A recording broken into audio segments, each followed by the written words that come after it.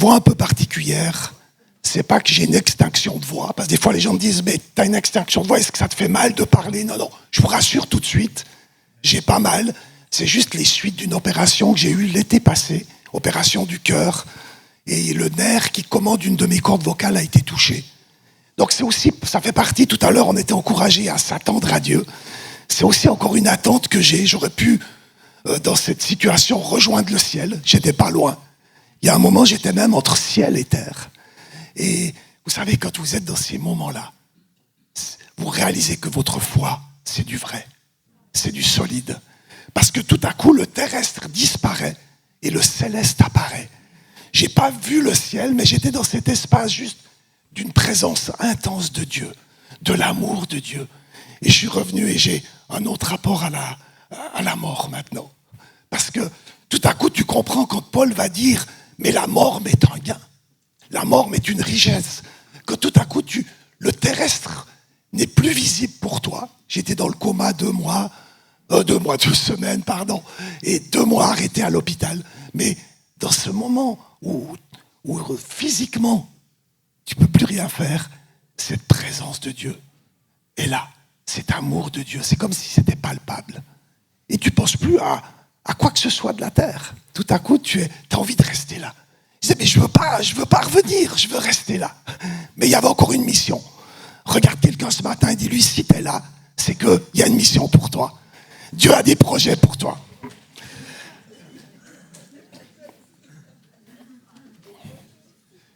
Alors, si c'est pas la voix d'un vieux fumeur ou d'un vieux rocker, c'est la voix de quelqu'un qui a besoin que sa corde vocale soit encore touchée.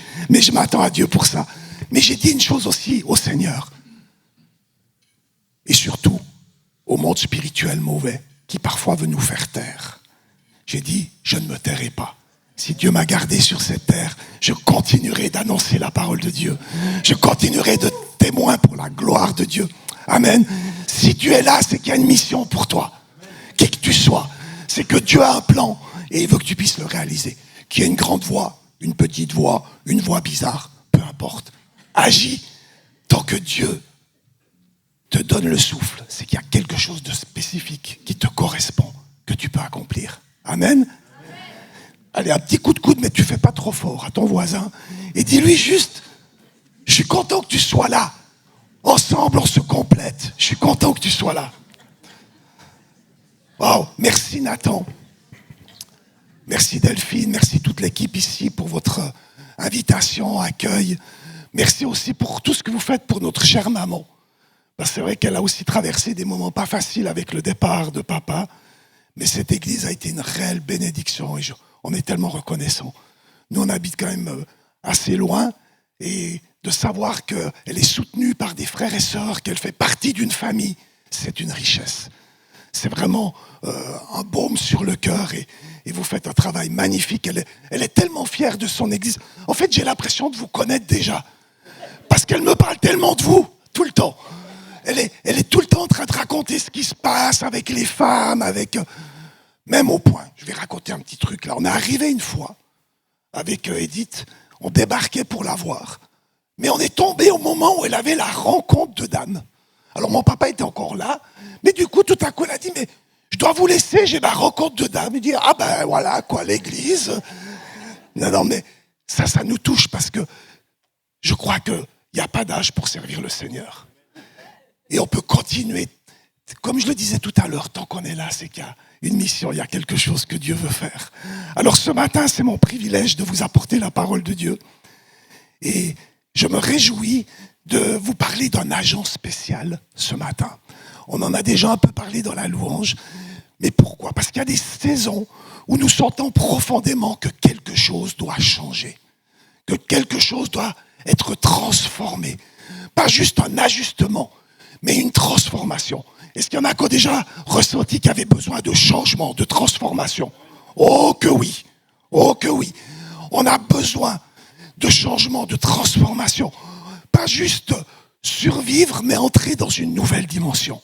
Je ne sais pas s'il y a une aspiration dans vos cœurs. J'espère qu'alors que ce message va être donné, il y a une faim et une soif qui va être grandissante ce matin.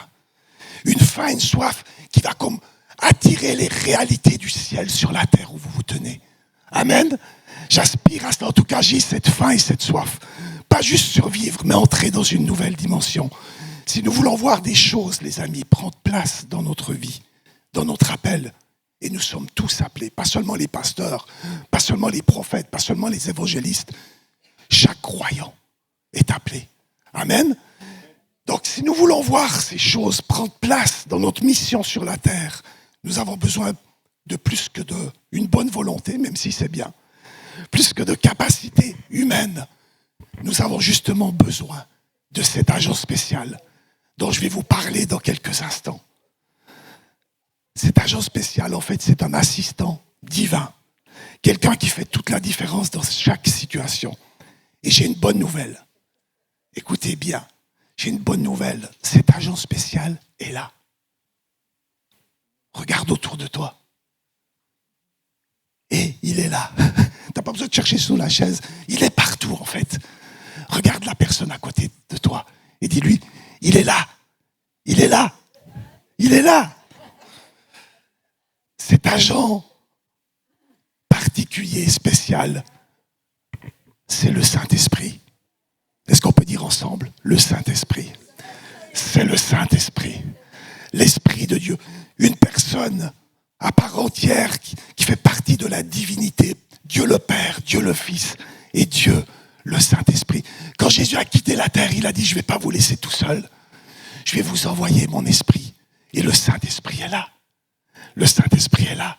Il est près de toi, il est en toi, il est partout. Et le Saint-Esprit veut faire la différence. Vous savez, le Saint-Esprit n'est pas une option. C'est une nécessité. Si nous voulons voir la gloire de Dieu, si nous voulons voir ce monde être touché, transformé par l'amour de Dieu, nous avons besoin de l'aide du Saint-Esprit. Allez, regarde encore quelqu'un, dis-lui, tu as besoin du Saint-Esprit. Toujours, toujours et encore. Ce n'est pas un bonus pour des chrétiens motivés, c'est une nécessité si nous voulons marcher dans la destinée de ce que Dieu a pour nous. Si tu veux marcher dans les plans de Dieu, tu as besoin du Saint-Esprit. Tu as besoin de l'assistance du Saint-Esprit. Et Jésus lui-même nous a montré l'exemple.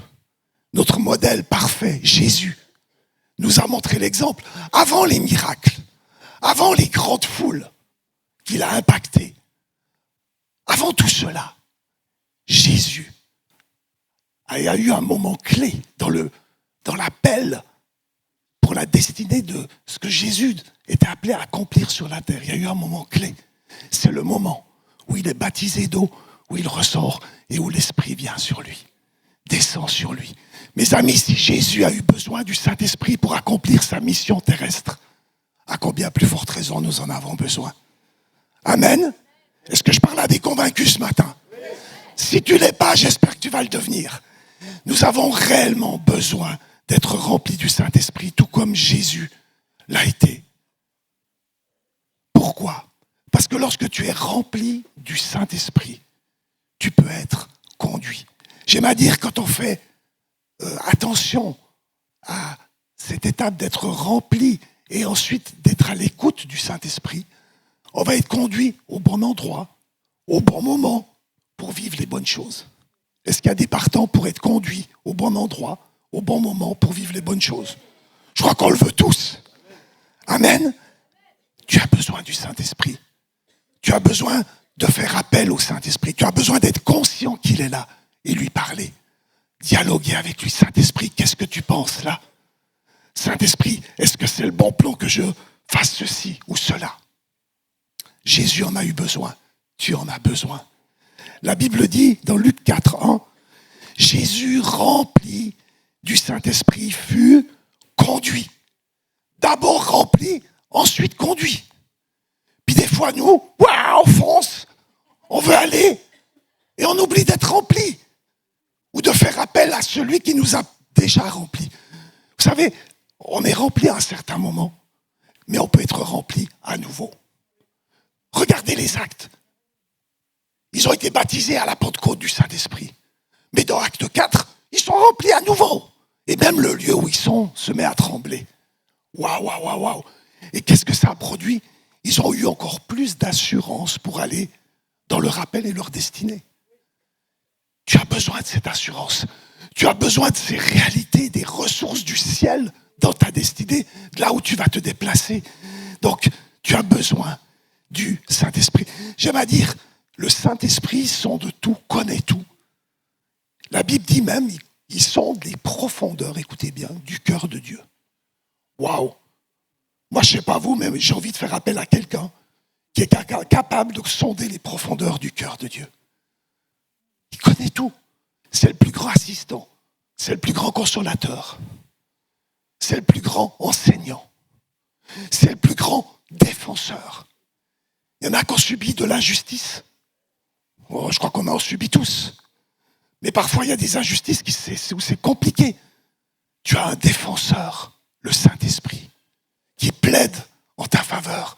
Donc, quand tu es conscient de la présence du Saint-Esprit et que tu fais appel à l'Esprit de Dieu dans ce que tu traverses et vis, tu vas voir que tu auras tout ce dont tu as besoin pour pouvoir vivre et agir de la bonne manière. Jésus, rempli du Saint-Esprit, fut conduit par l'Esprit. Après, ce qui vient nous chercher un peu. Je ne sais pas vous, mais tout à coup, tu rencontres de réveil. Waouh, le ciel est ouvert. Je suis rempli du Saint-Esprit. Je quitte le lieu et j'arrive dans un terrain désert. J'ai ma voisine qui est fâchée, qui ouvre la porte et qui commence à m'insulter parce que j'ai laissé quelque chose traîner dans le... On a eu ça une fois avec le concierge, là chez nous, à l'époque. Les enfants avaient laissé les vélos dans le passage. Oh là là. C'était toute une histoire. Tout à coup, la réalité de ce que tu vis dans le monde te rejoint. Et parfois, il y a aussi ces périodes de désert. Jésus rempli du Saint-Esprit n'est pas conduit au Club Med, il est conduit au désert. Et ça, écoutez bien, le Saint-Esprit ne vient pas seulement te remplir pour te faire ressentir quelque chose, même si parfois on le ressent très fort, parfois moins. Ce n'est pas une question de ressenti, c'est une question de conduite. Et quand tu te soumets à la conduite du Saint-Esprit, que tu ressentes, que tu aies l'impression que le terrain soit favorable ou défavorable, il est toujours là. Il est toujours là. Le désert, waouh! Parfois, il nous conduit où naturellement, ce n'est pas l'endroit où nous irions. Est-ce que je parle à des gens qui ont déjà vécu ça? Tu n'as pas forcément pensé que tu allais aller là.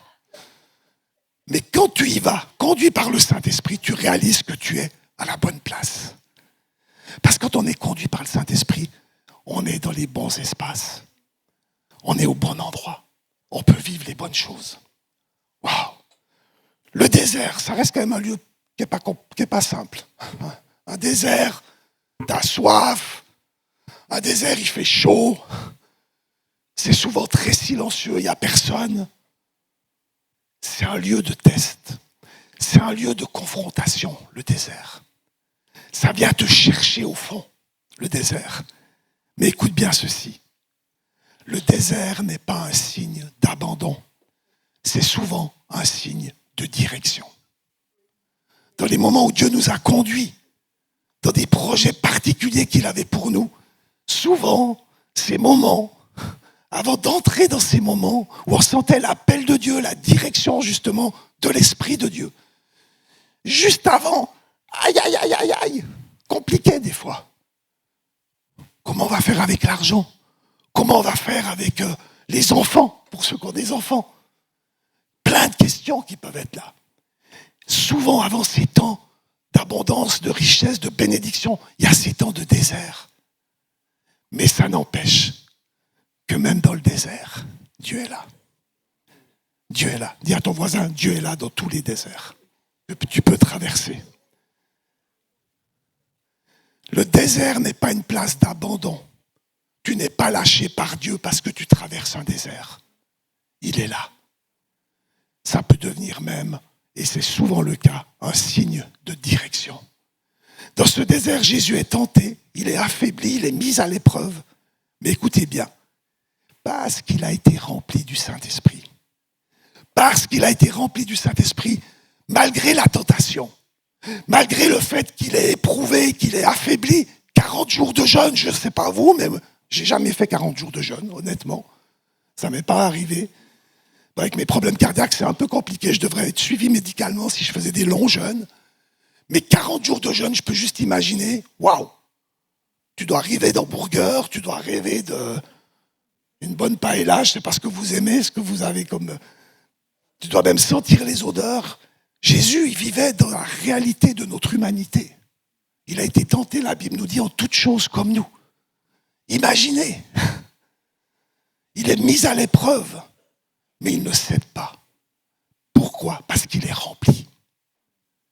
Quand tu es rempli de lui, il n'y a pas de place pour être rempli d'autre chose. Ce que vous m'avez entendu ce matin. Plus tu vas être rempli de Jésus, de sa présence par l'Esprit, moins il y aura de place pour les autres choses. Et souvent, et je parlais il y a quelques temps déjà de cela, avec quelqu'un qui avait des soucis avec des problèmes d'addiction, en particulier à certaines substances, drogues, et qui avait reçu déjà de la prière. Il aimait Jésus, il avait déjà fait un pas dans la direction de Jésus. J'ai dit, mais tout à coup, c'était comme une révélation pour moi. J'ai dit, mais pour être complètement libéré, on avait prié pour lui, on avait coupé des liens. Et des moments, ça allait bien, puis tout à coup, il retombait dans le fait de consommer à nouveau. Et tout à coup, c'était clair à mon esprit. Le Saint-Esprit est venu me parler. Justement, quand des fois, dans ces situations, on ne sait pas quoi faire, que dire à la personne, tu demandes au Saint-Esprit, c'est quoi le plan? Et j'entends clairement, dis-lui d'être davantage rempli de moi, de rechercher ma présence et mon amour. Parce que plus il sera rempli de moi, moins il aura besoin d'autres choses. Et surtout des choses qui détruisent. Et c'est ce que je lui ai dit. Et c'est ce qui l'a conduit sur ce chemin de liberté. Parce que quand on est rempli de lui, il n'y a plus de place pour les choses mauvaises. Amen. How? Allez, regarde encore quelqu'un. Dis-lui, sois rempli. Sois rempli.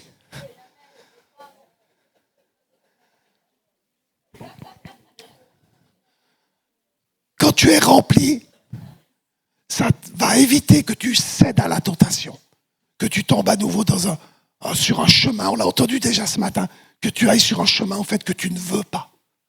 Parce que tu es rempli de lui, tu peux tenir bon, tu peux résister.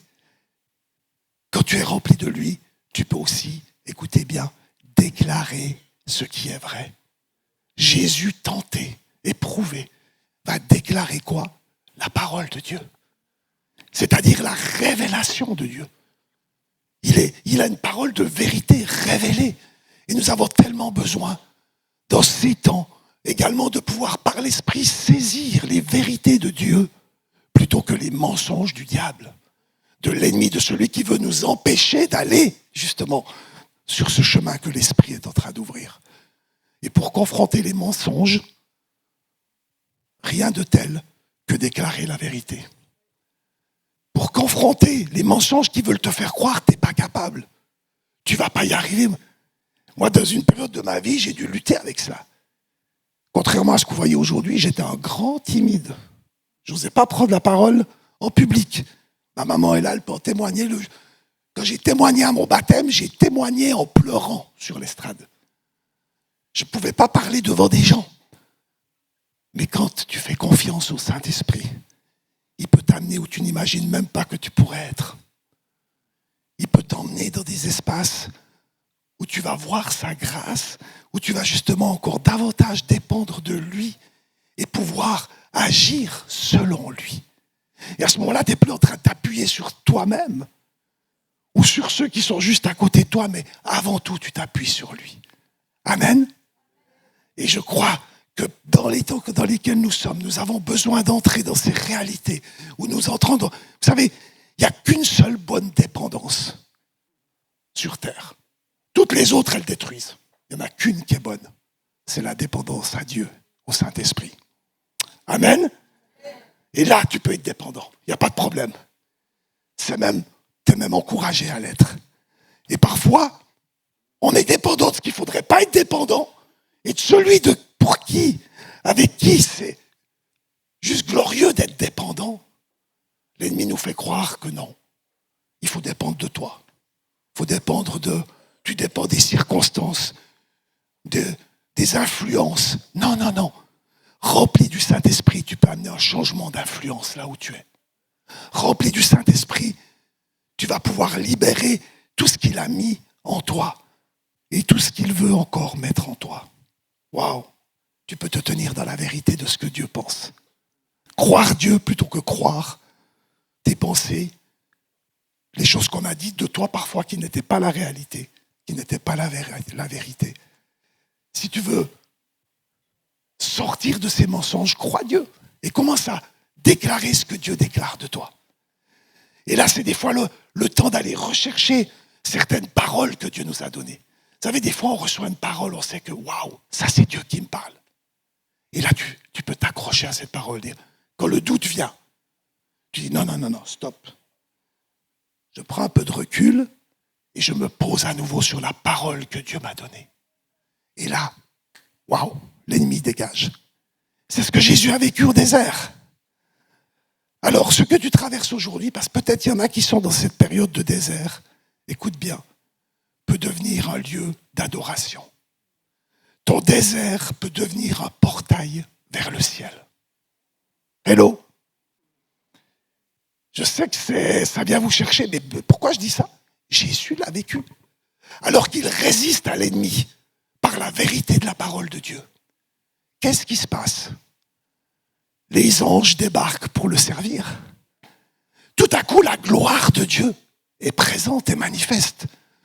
Quand tu résistes aux mensonges, que tu fais confiance au Saint-Esprit, que tu déclares la vérité, tu vas tout à coup être comme amené. Les circonstances n'ont peut-être pas encore changé. Mais la présence de Dieu, la gloire de Dieu est là parce que tu crois Dieu. Les anges sont là. Le ciel est aligné à ce que tu es en train de vivre parce que là, tu marches dans la vérité de l'Esprit. Tout à coup, tu réalises, je ne suis pas seul, le Saint-Esprit est avec moi. Alors, être rempli, c'est bien. Et on a besoin d'être rempli à nouveau, chaque jour, régulièrement. Régulièrement, je dis, Saint-Esprit, remplis-moi. Encore ce matin, je dis, je ne veux pas aller sans toi. Remplis-moi. Vous savez, parfois, le fait d'être rempli comme ça de l'Esprit de Dieu va faire que même votre agenda, votre programme va s'adapter. Je ne vous dis pas de ne pas aller à votre travail, que vous devez être à telle heure au travail. Mais je vous dis d'être suffisamment sensible pour que même en allant au travail, une parole de bénédiction puisse tout à coup sortir de votre bouche vers le gars qui est à côté de vous dans le bus, par exemple. On est en mission 24/24, les amis. Hello. Quand demain tu pars au job, tu pars pas au job, tu pars en mission avec Jésus et le Saint-Esprit. Amen. Donc il est là, il est avec toi. Rempli du Saint-Esprit, ça a permis à Jésus, après ce passage dans le désert, c'est pour ça que je dis ça, le désert souvent ouvre une direction. Il a été rempli de la puissance de l'Esprit. Il y a un moment donné, quand tu restes dans la vérité de Dieu, non seulement tu es rempli et tu ressens la présence de Dieu, mais il y a comme une puissance qui est là, qui est libérée. Pourquoi je dis cela? Regardez avec moi. Jésus, rempli de la puissance de l'Esprit, revint de Galilée, dans Luc 15, 14. Il entre dans le désert rempli, il sort du désert rempli de puissance. Quand tu passes le test du désert, écoute bien, et que tu restes fidèle à Dieu, tu continues de déclarer ce que Dieu déclare dans le désert. Écoutez bien, dans le désert. Pas quand tu vois la sortie du désert. Dans le désert, au cœur même du désert. Jésus est resté dans la vérité. Qu'est-ce qui se passe? La puissance de Dieu. Qui dit puissance dit autorité. Qui dit puissance dit vie. Dit jaillissement de vie. Dit jaillissement du surnaturel. Waouh! Il ressort du désert rempli, toujours rempli, mais rempli de puissance. Il y a une différence entre être rempli et être rempli de puissance. Mais je sens que je dois souligner, le désert, c'est pas pour te vider. Le désert, c'est pour révéler la puissance de Dieu. Vous êtes avec moi? Le désert n'a pas vidé Jésus. Le désert a révélé la puissance qui était en lui. C'est un peu comme une puissance dormante jusque-là. Il a été rempli du Saint-Esprit, mais tout à coup, en sortant de ce désert, parce que si vous regardez la suite, vous allez voir, waouh. Ça fait envie de marcher sur la terre comme Jésus a marché.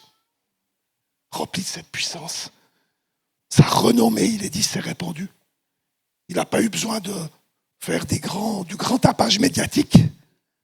Cette renommée s'est répandue alors que les richesses, les ressources du ciel l'accompagnaient. Guérison des malades, captifs libérés. La bonne nouvelle proclamée. Waouh. Rempli de la puissance, il marche maintenant. Jésus marche pleinement dans l'accomplissement de tout ce qui a été prophétisé sur lui. Et parfois, Dieu nous prépare, vous savez, puis il y a des paroles qui nous sont données d'encouragement. Est-ce qu'il y en a qui ont déjà reçu des paroles d'encouragement de la part de Dieu?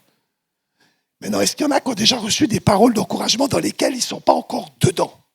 C'est-à-dire, vous attendez encore l'accomplissement de cette parole. Bon, pour les autres, on va prier pour vous parce que Dieu a toujours des plans. Hein. Il veut constamment se révéler.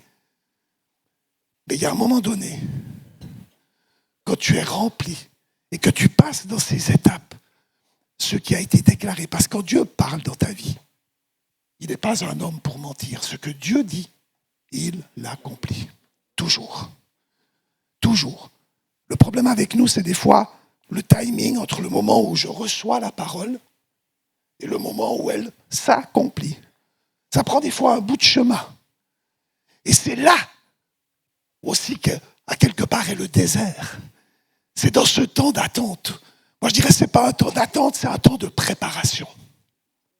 Le temps où Dieu te parle et le moment où tu vois, toi, concrètement l'accomplissement, ce temps-là te permet d'être préparé.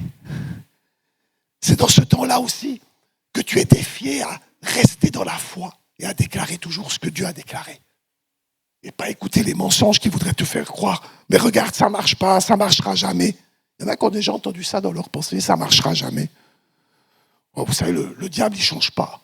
Ces esprits méchants, c'est les mêmes, c'est des menteurs. Ils vont toujours venir pour essayer de mettre du doute en toi. Mais quand tu te positionnes, et parfois, on le fait avec Edith, on se met ensemble dans la prière. Et j'encourage les couples au milieu de nous. Et si tu es seul, trouve-toi une amie de cœur ou un ami de cœur avec qui tu peux prier dans la foi. Où tu dis, on va se tenir sur les promesses de Dieu. Et là, il faut l'ouvrir, les amis. Là, c'est le temps de manifester. De la bonne manière. Dans le sens que le diable voudrait nous faire taire. Ça reste une pensée, c'est un combat. Mais au moment où tu commences à « Seigneur, tu l'as dit » et tu commences à déclarer ce que Dieu déclare, tu proclames. Le monde spirituel qui est en opposition à toi va dégager, comme il a dégagé après que Jésus ait déclaré la vérité. Amen. Il y a des partants pour se positionner. Soyez courageux, les amis. Il y a des moments, tu ne le sens pas. Moi non plus, je ne le sens pas toujours. Il y a des moments où tu ne vois rien. Moi aussi, des moments où je ne vois rien. Mais parce que Dieu l'a dit, je reste appuyé. Je reste ferme. Et je déclare ce qu'il déclare. Et j'ai vu maintenant tellement de fois. Parfois, c'était pour l'argent pour un billet, alors qu'il nous appelait en mission en Inde, on n'avait pas l'argent. Je me souviens de ce fameux matin où on ne savait pas comment on devait payer nos billets ce jour-là. Pas l'argent pour payer les billets. En plus, il y avait une pile de factures sur le bureau à régler. Et on sait que c'est juste qu'on est appelé à partir là-bas. Et ce matin-là, justement, avec Edith, on s'est donné la main parce que quand 2 ou 3 s'unissent, prient, waouh, il y a de la puissance. Tu mets Nathan rempli du Saint-Esprit puissant, à côté de son ami rempli du Saint-Esprit puissant, waouh, ça donne de la force. On l'a fait ensemble, on a dit, Seigneur, tu nous as appelés. On déclare que tu pourvois pour cet appel, pour les factures et pour le billet. Merci Jésus. Il n'y a pas besoin de faire 3 heures de prière, ok? Et on est parti dans notre activité. Mais juste avant qu'à l'époque, on payait encore au guichet de poste, maintenant c'est fini, qu'on aille au guichet, que le guichet ferme, quelqu'un vient frapper à notre porte. Il dit, j'ai eu à cœur de passer, c'est quelqu'un qu'on connaissait, mais qui ne savait même pas qu'on allait partir, qu'on avait un projet d'aller en mission. Mais Dieu m'a mis à cœur ça. Il sort de son sac une enveloppe, il nous donne. Dans l'enveloppe, il y avait l'argent pour payer toutes les factures et les billets d'avion. Quand Dieu appelle, il a les ressources. Regarde quelqu'un, dis-lui, quand Dieu t'appelle, il a les ressources pour que tu puisses répondre à l'appel.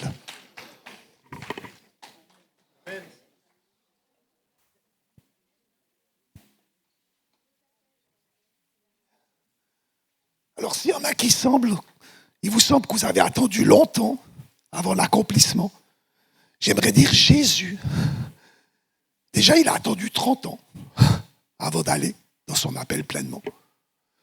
Donc, des fois il y a du temps, mais il va réaliser, il va accomplir dans son ministère et sa vie sur terre une prophétie qui avait été déclarée 700 ans avant par le prophète Ésaïe. Mes amis, si ça ne vous encourage pas à croire Dieu, Dieu l'avait dit 700 ans avant que Jésus arrive. Et Jésus arrive pile poil au bon moment pour accomplir ce qui a été dit 700 ans avant. Moi, je ne sais pas vous, mais à Dieu comme ça, je veux continuer de lui faire confiance. Il est capable d'aligner des paroles dites 700 ans avant. Et Jésus, rempli de la puissance du Saint-Esprit, va se trouver maintenant devant des gens et va pouvoir déclarer ce qu'Ésaïe a déclaré. Et on le lit dans Luc 4, 18, 19. Je le paraphrase. L'Esprit du Seigneur est sur moi. Il annonce la bonne nouvelle parce que l'Esprit du Seigneur est sur lui avec puissance. Aux pauvres, la liberté aux captifs, la vue aux aveugles, la libération aux opprimés. Waouh, waouh. Et qu'est-ce que Jésus? Il ferme le rouleau, il a lu la parole qui avait été prophétisée 700 ans avant. Et qu'est-ce qu'il dit? Il dit quelque chose de bouleversant. Imaginez les gens, ils avaient lu cette parole des dizaines de fois. Ils avaient dit, mais ok, super, quoi, c'est la Torah, c'est la parole. Mais l'accomplissement. Et là, Jésus, qui sait exactement, parce qu'il est rempli de la puissance du Saint-Esprit, qu'il est dans le temps qui a été prophétisé. Qu'est-ce qu'il va dire? Cette parole, écoutez bien, elle s'accomplit aujourd'hui, maintenant. Et quand on voit le ministère de Jésus, on peut que dire la parole s'est accomplie. Que de malades guéris, que de démoniaques libérés, que de captifs renvoyés libres. La parole, la bonne nouvelle proclamée, cette parole s'est accomplie aujourd'hui. Et si aujourd'hui, écoute-moi bien, c'était ton aujourd'hui pour l'accomplissement de peut-être quelque chose que tu as rêvé, désiré avec Dieu, que tu n'as pas encore vu. Je sens que pour plusieurs, il y a comme un aujourd'hui qui est en train d'être là. C'est pas demain, c'est pas après-demain, c'est aujourd'hui. Est-ce qu'on peut déclarer ensemble aujourd'hui? Dans la confiance à Dieu, on dit aujourd'hui. Aujourd'hui. Alléluia. Aujourd'hui. Une vie qui ne laisse pas indifférent. Vous savez, une personne remplie du Saint-Esprit ne laisse pas les autres indifférents. C'est incroyable, mais j'ai vu les temps où moi-même j'étais visité fortement par l'Esprit de Dieu. Ça crée du... ça attire les autres. Ils viennent... Je me souviens je rentrais de mes cours à l'école biblique, j'étais tellement rempli à ce moment-là du Saint-Esprit. J'arrive sur le quai de la gare et le contrôleur, il est là, il venait vers moi, il regardait comme ça. Et à un moment donné, je pense que j'étais un peu trop près du bord des rails, je sais pas. J'étais tellement rempli, j'étais pas toujours tout à fait bien, je suis pas conscient de tout, mais il a voulu me toucher. Et au moment où il a voulu un peu comme me dire, mais monsieur, faites attention, il a fait... Et il ne comprenait pas ce qui se passait, mais il y avait une puissance qui était là. Et j'ai pu prier pour cet homme, pour que Dieu touche son cœur et le rejoigne dans son amour. Les gens vont ressentir, alors c'est pas toujours électrique comme ça, mais ça peut l'être. Ça peut l'être. Quand Jésus s'approchait, souvent les démons, ils bougeaient. Souvent dans nos rencontres de louanges à l'église, on est pasteur à Vevey en Suisse, la ville où il y a le siège de Nestlé, comme ça vous donne une petite idée. On ne va pas parler de Nestlé, j'ai pas d'action chez Nestlé. Mais dans nos rencontres, comme ce matin, un tel moment dans la présence de Dieu, j'aime ces temps dans la présence de Dieu. Et on a régulièrement des gens qui ne sont pas encore connectés à la foi, ne sont pas croyants encore, ou en tout cas pas engagés dans une foi vivante. Ils débarquent, mais la présence de Dieu est là. Il n'y a encore personne qui a parlé, si ce n'est la louange qui s'est exprimée. Et les gens commencent à pleurer dans les rangs. Régulièrement, on a des gens, ils pleurent, et des fois, ils viennent 2 fois, 3 fois, ils pleurent tout le temps. Et je me rappelle cette dame qui pour la première fois, son mari venait à l'église avec elle, s'est mis à pleurer. Il dit, mon mari, il pleure jamais.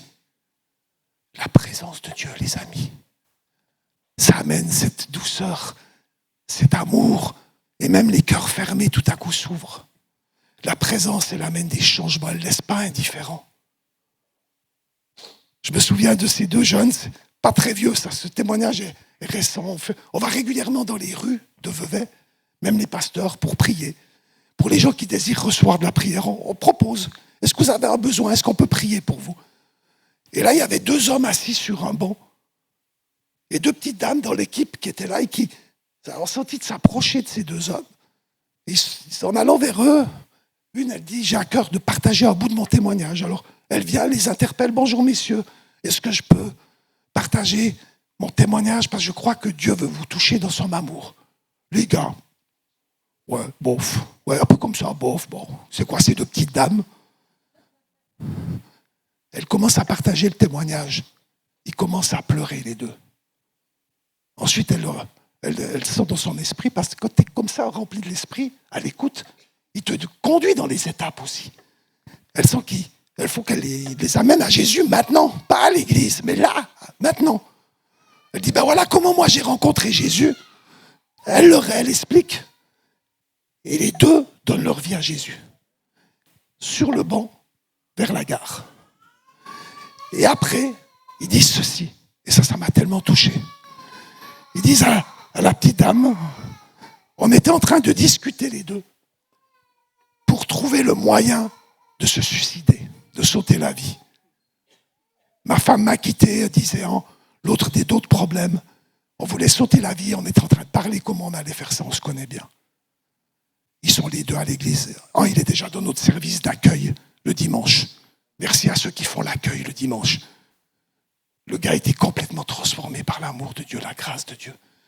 C'est le même Saint-Esprit à Vevey qu'à Bourg-de-Péage. Valence, Romans, peu importe là où vous êtes. Amen. C'est le même. Et il veut le faire. Waouh! Une présence, une paix, une autorité, un amour inexplicable. Les gens ne savent pas toujours mettre des mots, mais ils sentent que quelque chose est différent. Et moi, j'ai vraiment cette perception dans mon esprit, et je vous le dis par l'esprit ce matin, c'est que la présence de Dieu est en train de s'intensifier en vous. Et elle va faire cette différence autour de vous. Les gens vont commencer à ressentir qu'il y a quelque chose là de différent. Peut-être ça s'est déjà passé, mais je sens que ça va s'intensifier encore. Et je pense qu'il faudra bientôt élargir les murs ici. Je sais qu'il n'y a pas longtemps que vous êtes là, mais je crois que c'est pas suffisant par rapport à ce qui vient. Et peut-être réfléchir à d'autres choses. Mais ça, je peux le dire aux responsables. Mais Dieu va nous surprendre encore avant son retour, j'en suis convaincu. Chaque dimanche, on voit des gens donner leur vie à Christ lors de l'appel. L'année passée, on n'a jamais fait autant de baptêmes que l'année passée. Et depuis le début de l'année, depuis le mois de mars, on a démarré une nouvelle implantation d'église dans une région, on dirait chez vous, un département, où c'est beaucoup d'opposition, il y a beaucoup de chamanisme, toutes sortes de choses. Et après 6 célébrations, il y a déjà une 70aine de personnes qui sont là régulièrement. Et des jeunes qui débarquent, des jeunes adultes, qui cherchent Dieu. Ce monde est désespéré. Ce monde vit l'insécurité. Et il n'y a que Dieu qui peut répondre aux besoins profonds. Et ils sont en train de chercher Dieu. Et on veut leur permettre de le découvrir. Amen. Et ça va se passer ici. Regarde encore quelqu'un, dis-lui, ça va se passer avec toi. Ça va se passer avec toi. Réellement. Et vous allez me dire, ouais, mais moi, je ne suis pas évangéliste. Moi non plus. Je suis plutôt prophétique qu'évangéliste déjà dans l'aspect ministériel. Bonne nouvelle, quel que soit ton appel, tu peux partager ton témoignage. Tu peux prier pour quelqu'un. Ça, Jésus le demande à tous ses disciples. Donc, tes disciples de Jésus, tu peux le faire. Il n'y a pas d'excuse. Si tu es prophétique, fais-le avec une voix prophétique. Moi, souvent dans la rue, j'interpelle une personne, je dis « Excusez-moi, j'étais en train de prier dans la rue, j'ai juste une pensée pour vous. Est-ce que vous permettez que je vous la partage ?» Et c'est comme ça que j'entre en matière avec les gens. Et souvent, ça vient pile poil. Alors du coup, la personne « Mais qui vous a dit ça ?» Je dis « C'est le big boss. Moi, je ne peux pas le savoir, mais lui, il sait. Est-ce qu'on peut prier ?» Et bam, bam. Enfin, je ne veux pas vous... on peut faire le cours. Non, non. Mais dans ta sensibilité, dans tes dons, cherche pas à être quelqu'un d'autre. J'ai une de mes belles-filles, quasi, elle fait partie de nos évangélistes. Et elle, quand tu lui parles, elle ne va pas dire qu'elle est évangéliste. Mais elle a une telle connexion dans le 1 à 1, quasi chaque dimanche, elle amène des nouvelles personnes à l'église. Et les gens viennent. Moi, je n'arrive pas à faire ce qu'elle fait. Mais merci Seigneur, elle le fait.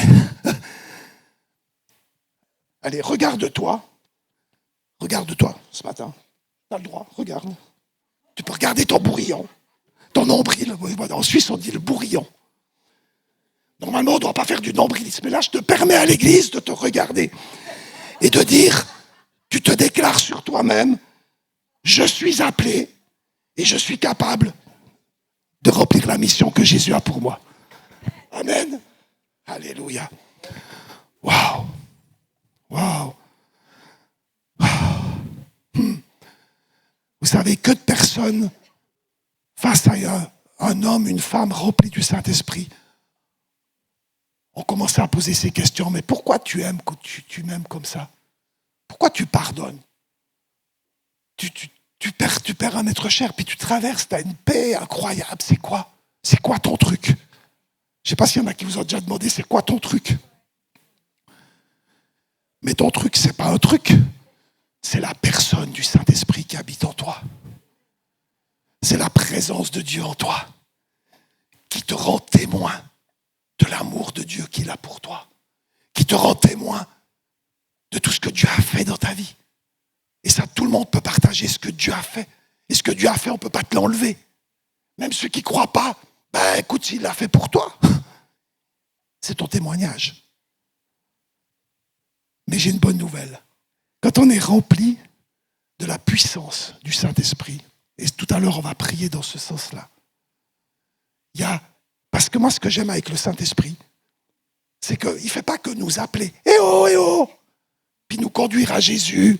Ok, super, je confesse mes péchés, je donne ma vie à Christ.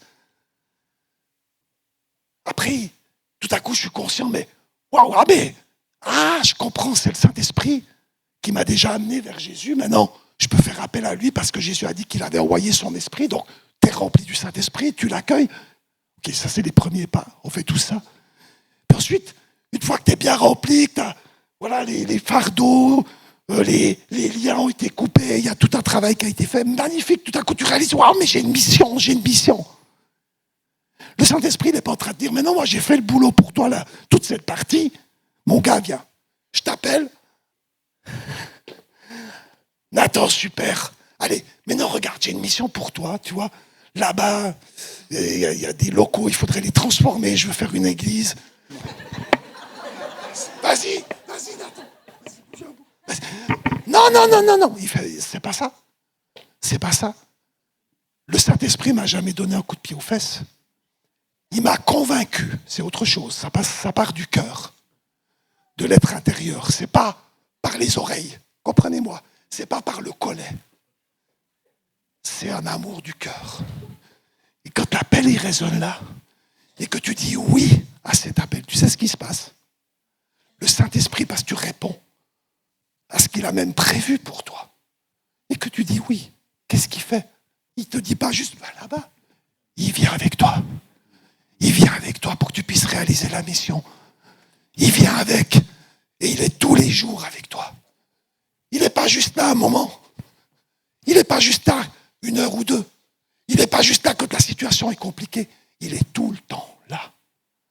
Jésus va dire même, je suis avec vous tous les jours jusqu'à la fin du monde. Je ne sais pas si vous êtes convaincus. Oui? Sinon, regarde encore une personne ce matin. Dis-lui, non seulement il t'appelle, mais il est tout le temps avec toi. Il est tout le temps avec toi. Oula, le temps file. Waouh. 5 minutes. 3, 2. Est-ce que la pianiste peut venir jouer?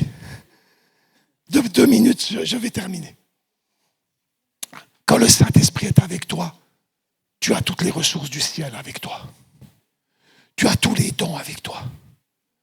Le temps manque, mais tu as la sagesse, tu as la guérison, tu as la foi, tu as la connaissance, tu as le discernement. Si tu relis toute la liste des dons, il y a tout ce qu'il faut en fait, de manière surnaturelle pour que tu puisses agir dans le naturel. Dieu te donne l'équipement que tu as besoin, l'équipement nécessaire pour le bien de tous.